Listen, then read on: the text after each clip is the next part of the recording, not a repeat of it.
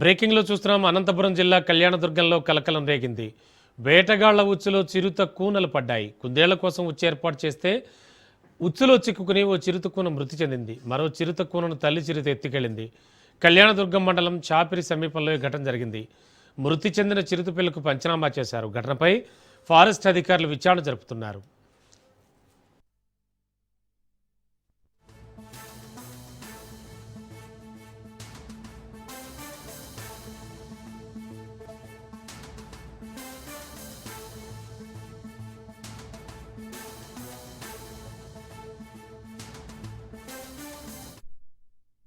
బ్రేకింగ్లో చూస్తున్నాం. అనంతపురం జిల్లా కళ్యాణదుర్గంలో కలకలం రేగింది. వేటగాళ్ల ఉచ్చులో చిరుత కూనలు పడ్డాయి.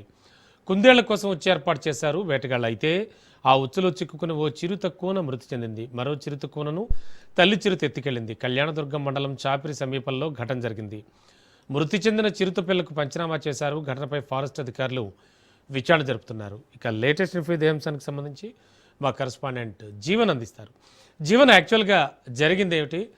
కుందేళ్ల కోసం ఉచ్చు ఏర్పాటు చేశారు అంటున్నారు. Thank you Ramana.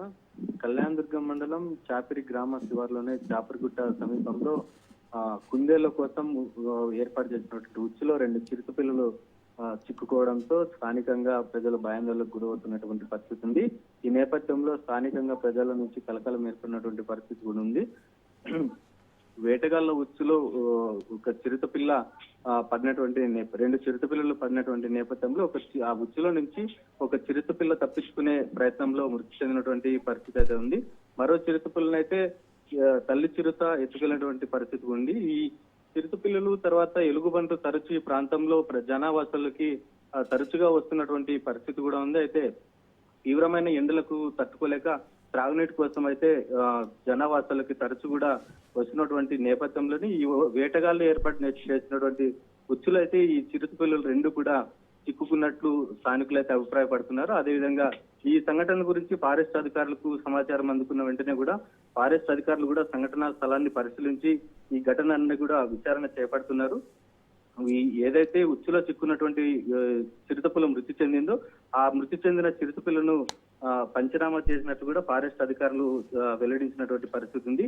ఈ దర్యాప్తు మొత్తం కూడా ఈ ఘటనకు సంబంధించి ఫారెస్ట్ అధికారులు కేసు నమోదు చేసుకుని ఎవరైతే ఈ వేటగాళ్లు ఉచ్చును ఏర్పాటు చేశారో వారి కోసం గాలిస్తున్నట్లు కూడా తెలుసుకున్నటువంటి పరిస్థితి ఉంది. ఈ నేపథ్యంలోనే స్థానికంగా ఈ చిరుత పిల్లలు ఉచ్చులో పడినటువంటి పరిస్థితుల్లో స్థానికంగా ఉన్నటువంటి ప్రజలు కూడా తీవ్ర భయాందోళనకు గురవుతున్నటువంటి పరిస్థితి ఉంది.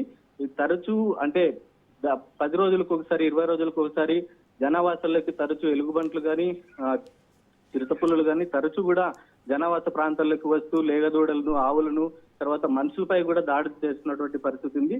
ఏదేమైనప్పటికీ కూడా మొత్తం ఫారెస్ట్ అధికారులు కఠిన చర్యలు తీసుకుని ఈ దాహార్తిని తీర్చే పరిస్థితి ఉన్నప్పటికీ కూడా కఠిన చర్యలు తీసుకోకపోవడం వల్ల జనావాసాలకి తరచు కూడా వస్తున్నటువంటి పరిస్థితి ఉంది. ఈ ఘటనపై మొత్తం కూడా కేసు నమోదు చేసుకుని ఫారెస్ట్ అధికారులు అయితే వేటగాళ్ల కోసం గాలిస్తున్నట్టు తెలుస్తోంది Ramana. Okay, thank you Jeevan.